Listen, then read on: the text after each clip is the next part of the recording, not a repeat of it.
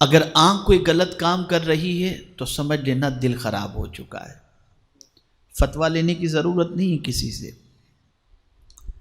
ہاتھ اگر گناہ کی طرف بڑھ رہا ہے تو سمجھ لینا یہ دل خراب ہو گیا ہے، اس لیے کہ دل چاہتا ہے، ہاتھ حرکت میں آتا ہے، دل چاہتا ہے، آنکھ بھٹک جاتی ہے، دل چاہتا ہے، قدم گناہ کی طرف بڑھتے ہیں، دل چاہتا ہے، زبان پھسل جاتی ہے، دل چاہتا ہے، کان مغلظات یا گانے سننے کے لیے آمادہ ہو جاتے ہیں۔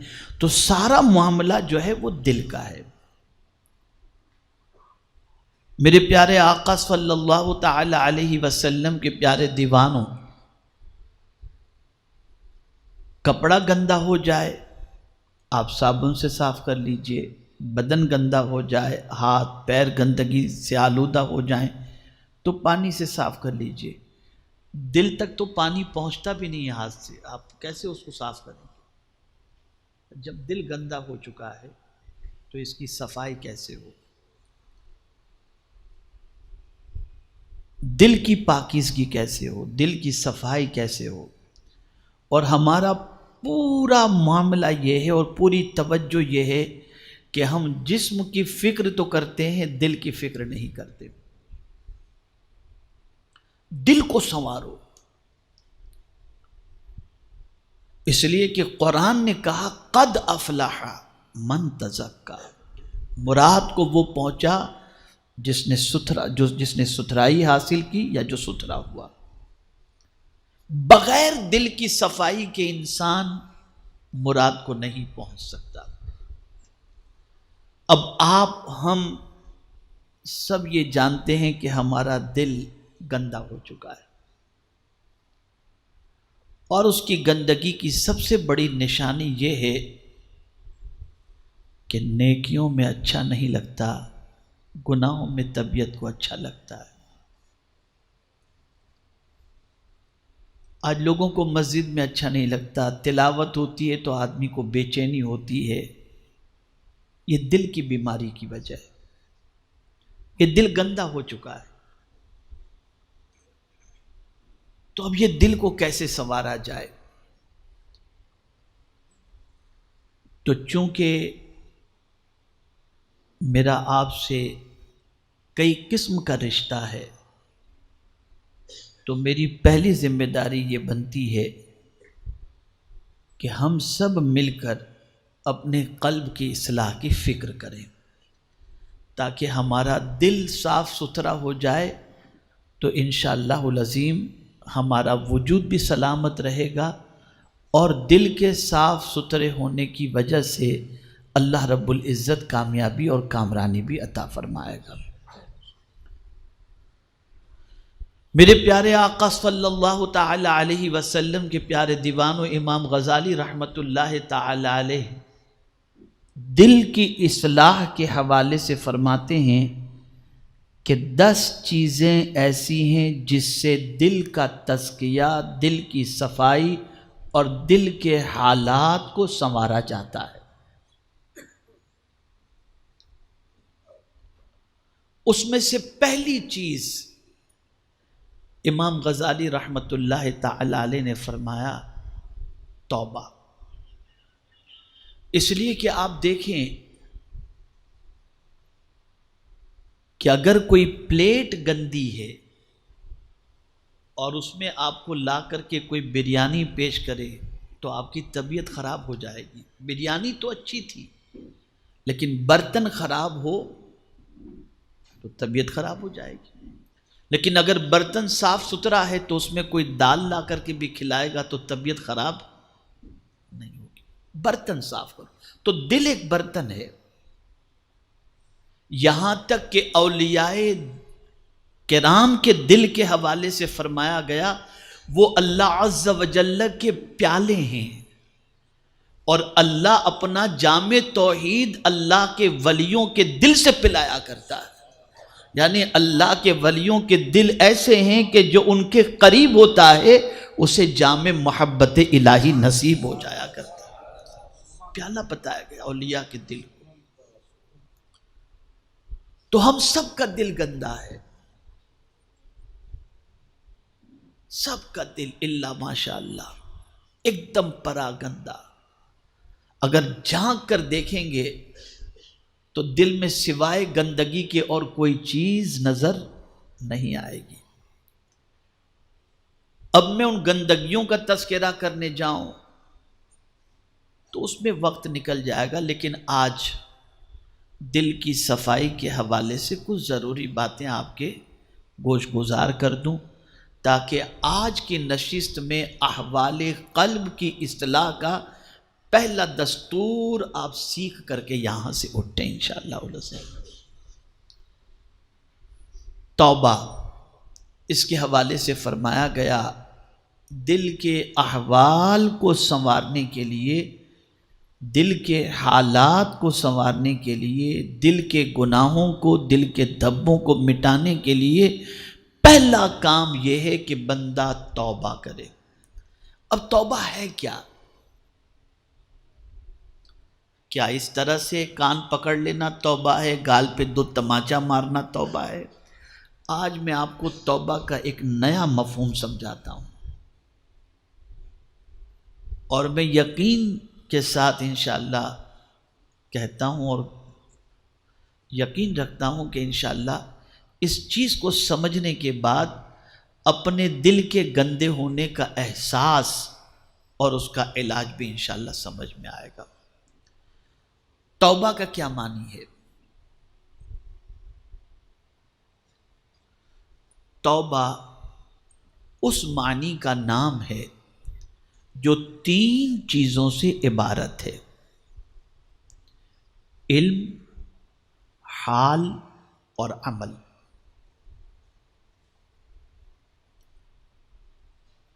توبہ 3 چیزوں سے عبارت ہے: علم، حال اور عمل.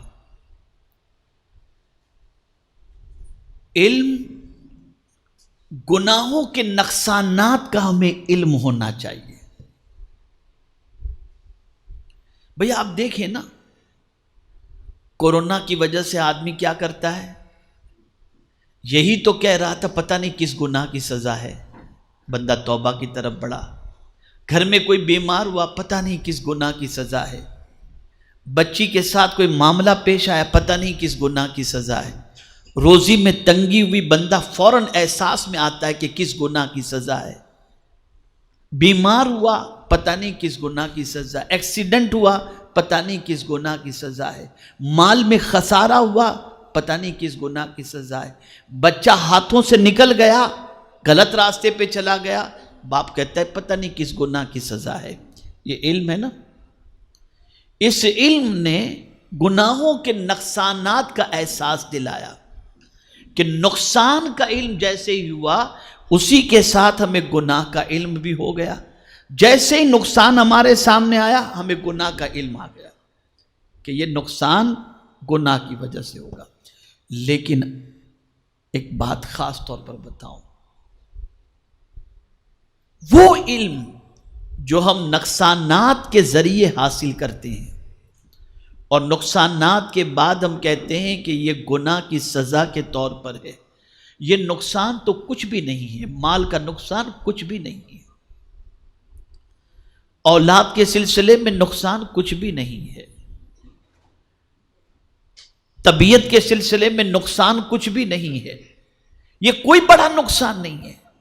صوفیاء کرام فرماتے ہیں کہ سب سے بڑا نقصان یہ ہے کہ جب کوئی بندہ گناہ کرتا ہے تو اللہ اور اس بندے کے درمیان حجاب آ جاتا ہے، پھر ایک پردہ آ جاتا ہے. اب اس پردے کی وجہ سے نہ اسے خدا کے احکام پر عمل کرنے کا جی چاہتا ہے، نہ اللہ کے احکام پر عمل کرنے کے اندر طبیعت لگتی ہے، نہ اللہ کے احکام پر عمل کرنے میں سکون ملتا ہے. ایک حجاب آ گیا اس کے اور رب کے درمیان. پتا چلا کہ حضرت عبداللہ ابن مبارک رضی اللہ تعالیٰ عنہ کے اس قول سے بھی اس کو آپ سمجھ سکتے ہیں. حضرت عبداللہ ابن مبارک رضی اللہ تعالیٰ عنہ فرماتے ہیں میرے بدن میں سستی، رزق میں تنگی اور عبادت کے اندر سستی جب پیدا ہوتی ہے تو میں سمجھ جاتا ہوں کہ میری زبان سے اللہ کا کوئی ناپسندیدہ جملہ نکلا ہے جس کی وجہ سے میں اس پریشانی کا شکار ہو چکا ہوں۔ ہمارا حال یہ ہے کہ مال کے نقصان سے ہمیں یہ احساس تو ہوتا ہے کہ کوئی گناہ ہے، اولاد کے نقصان سے یہ احساس ہوتا ہے کہ کوئی گناہ ہے، لیکن ہمیں اس چیز کا احساس اپنے اندر پیدا کرنے کا جذبہ پیدا نہیں ہوتا کہ ہمارے اور رب کے درمیان جو حجابات آ چکے ہیں کہ اب نہ ہمارے دل میں کوئی رب کو پانے کی تڑپ ہے، نہ اس کی اطاعت کی تڑپ ہے، نہ اس کی بندگی کی تڑپ ہے، نہ سجدے کی تڑپ ہے، نہ ذکر کی تڑپ ہے، یہ کوئی تڑپ ہمارے اندر نہیں ہے۔ اس نقصان کو بندہ بڑا نقصان نہیں سمجھتا، حقیقی نقصان یہی ہے۔ اس کو آپ ذہن کے اندر رکھیں، اللہ جب کسی بندے سے ناراض ہوتا ہے تو دولت نہیں چھینتا، سجدے کی توفیق چھین لیتا ہے، سجدے کی توفیق چھین لیتا ہے۔ تو یہ علم جس کو میں آپ کو سمجھاتا ہوں تو آپ کو اور مضمون سے قریب ہونے کا موقع ملے گا۔ حضرت رابعہ عدویہ رضی اللہ تعالی عنہا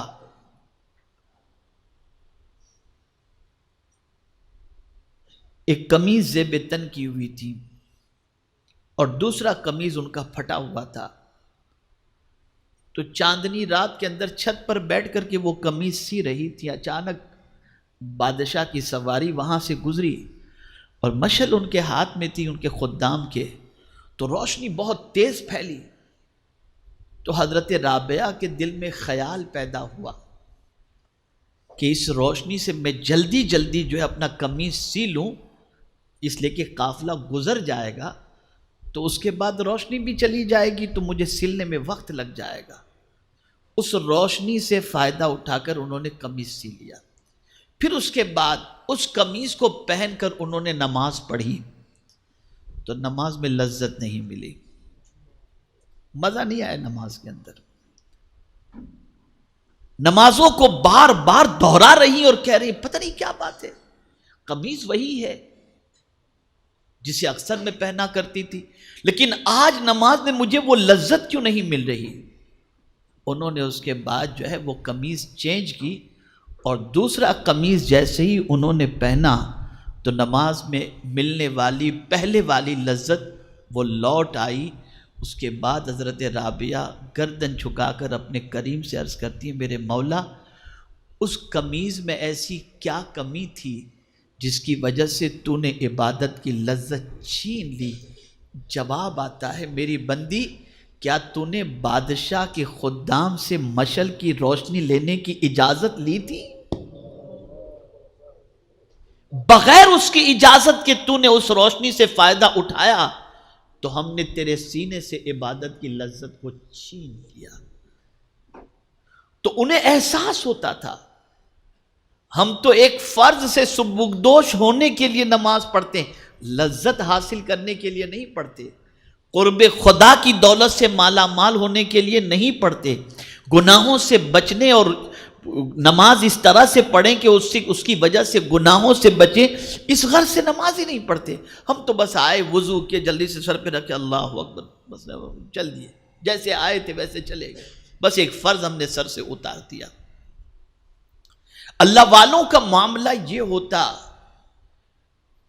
کہ انہیں فوراً پتہ چل جاتا، حجاب آ جاتا فوراً، اور اسی حجاب کی بنیاد پر وہ پھر کفارے کے اندر آپ کو معلوم ہے کتنی کتنی رکعتیں پڑھا کرتے تھے، صرف ایک اتنے سے داغ کی وجہ سے اس داغ کو دھونے کے لیے کئی کئی رکعتیں پڑھتے تھے، اس لیے کہ وہ جانتے تھے کہ اس داغ کو دھونے کا سوائے اس کے اور کیا طریقہ ہوگا، کہ قرآن کہتا ان الحسنات یذہبن السیئات، بے شک نیکیاں گناہوں کو مٹا دیتی ہیں۔